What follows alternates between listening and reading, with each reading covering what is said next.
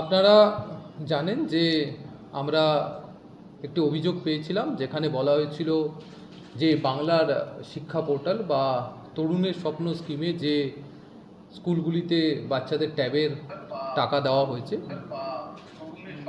সেক্ষেত্রে কিছু জায়গায় কয়েকজনের বেশ কিছু স্টুডেন্টের অ্যাকাউন্টে সেই টাকা পৌঁছয়নি।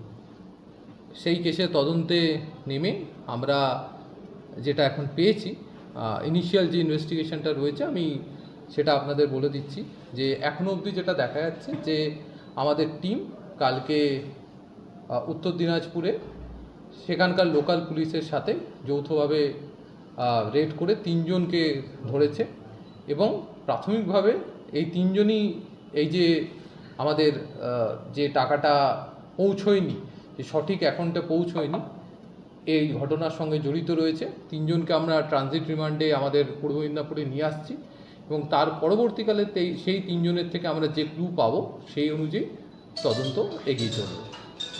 এখন যেটা রয়েছে যে তদন্ত খুবই ইনিশিয়াল স্টেজে আছে এবং বাকি সমস্ত অ্যাঙ্গেল যেগুলো রয়েছে সেগুলো আমরা খতিয়ে দেখছি এবং সেই অনুযায়ী যেভাবে তদন্তের গতি প্রকৃতি এগোবে সেই অনুযায়ী আমরা আপনাদের বাকিগুলো জানিয়ে দেব। তিনজনকে যে ধরা হলো, মানে আপনাদের যে ডিটেকটিভ বললেন, সেটা কিসের ভিত্তিতে, মানে সেটা কি 3 জনকে যেটা বেসিসে, আবার আমি বলছি, যেহেতু তদন্ত আমরা শুরু করেছি, আমরা খুব গভীরে এটা এখন কিছু যাব না।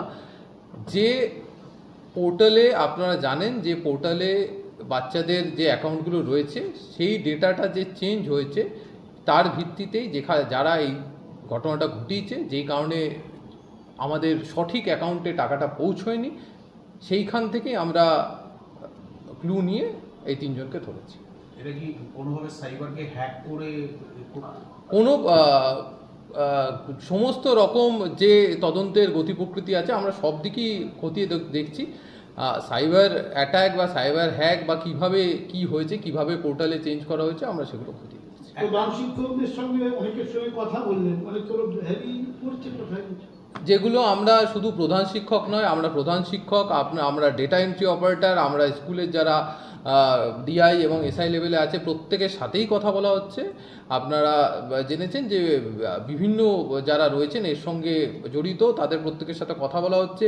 কিভাবে ফ্লো অফ যেটা রয়েছে, যে ডেটা ফ্লো কিভাবে রয়েছে, আমরা সেটা বোঝার চেষ্টা করেছি, সেটা তাদের কাছ থেকে জানতে পেরেছি। এছাড়া অ্যাকচুয়ালি ঘটনাতে যারা জড়িত তাদেরকেও চিহ্নিত করে অ্যারেস্ট করা হচ্ছে।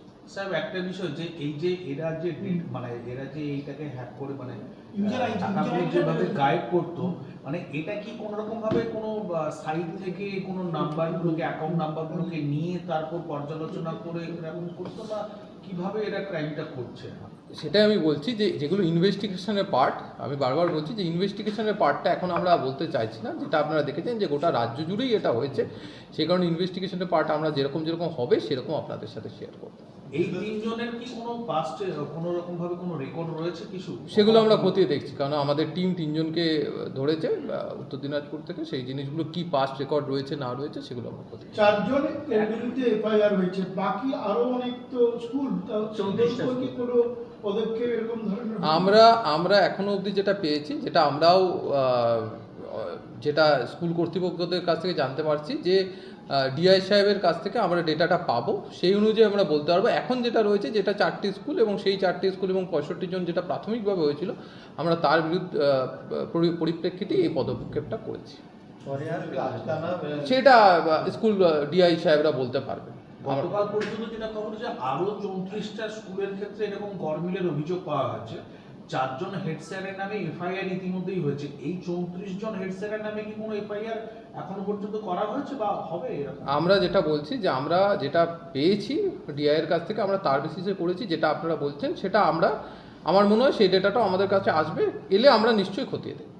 স্যার, এই 3 জন যে অ্যারেস্ট হয়েছে পূর্ব মেদিনীপুরের যারা কেউ আছে লিঙ্ক এরকম, সেটা আমরা দেখছি কি আছে না আছে। ঠিক আছে, কিভাবে স্যার, একটা জামতারা গ্যাংয়ের সঙ্গে এদের একটা সম্পর্ক রয়েছে, এরকম বিভিন্ন মহল থেকে এটা উঠে আসছে, সেরকম কি প্রাথমিকভাবে কোনো লিঙ্ক রয়েছে? প্রাথমিকভাবে এখনো আমরা কিছু পাইনি। প্রাথমিকভাবে যেখান থেকে আমরা অ্যারেস্ট হয়েছে সেখানেরই পেয়েছি, বাকি আমরা দেখছি।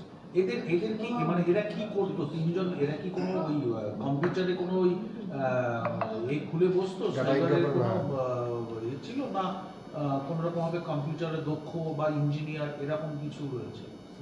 সেই রকম কিছু প্রোফাইল আমরা পাইনি। বাকি যেগুলো বলছেন ডিটেলস একদমই প্রাথমিক পর্যায়ে আমি বলছি যে সেগুলো আমরা খতিয়ে দেখছি যে কী করতো, পাস্ট হিস্ট্রি, পাস্ট কোনো ক্রিমিনাল হিস্ট্রি আছে কিনা, আমরা এই জিনিসগুলো প্রত্যেকটাই খতিয়ে দেখছি। কোনো টাকা কি রিকভারি হয়েছে কিছু? টাকা রিকভারির প্রসেস আছে, সেগুলো ব্যাংকের মধ্য দিয়ে যে অ্যাকাউন্টগুলোকে ফ্রিজ করা হচ্ছে তার মধ্য দিয়ে যে প্রসেস আছে সেই প্রসেস ফলো করে সেগুলো করা হচ্ছে। ভিন রাজ্যের অ্যাকাউন্টেও প্রচুর টাকা গেছে বলে যেটা জানতে পারছি, যে এটা কোথাকার অ্যাকাউন্ট আছে আমরা দেখছি, যে অ্যাকাউন্টটি যেখানকারই রয়েছে সেই অ্যাকাউন্টে আমরা সেই অ্যাকাউন্টগুলো ফ্রিজ করে কীভাবে টাকাটা ফ্রিজিংয়ের মাধ্যমে তার পরবর্তী পদক্ষেপের মাধ্যমে আমরা টাকাটা ফেরত করানো যায় সেই ব্যবস্থা হচ্ছে। 11টার মতো স্কুল যদি গোটা রাজ্যে হয়, পূর্ব বর্ধমান আর আমাদেরটা বেশি, কিন্তু আমাদেরটা আবার আরো বেশি, এটা কতটা আমাদের কোনো কিছু এখানে গিয়েছিল মানে সেইটা দেখুন, সেটা আমরা বলছি তো প্রত্যেকটা যেটা স্কুল রয়েছে সেই কমপ্লেনগুলো আমরা ভেরিফাই করে সেই অনুযায়ী পদক্ষেপ।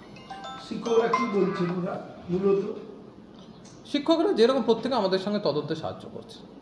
স্যার এখানে একটা বিষয় মূলত যে ইউজার আইডি ওরা পেল কি করেছে স্কুল কর্তৃপক্ষ? এটা আবার বলছি যে তদন্তের যেটা তদন্তের প্রসঙ্গ সেটা আমি এখন বলছি না, সেটা নিশ্চয়ই আপনারা জানতে পারবেন। এর সঙ্গে তো আমার বিরাট একটা চক্র আছে, এটাও মানে হচ্ছে আমরা খতিয়ে দেখছি সব কিছু।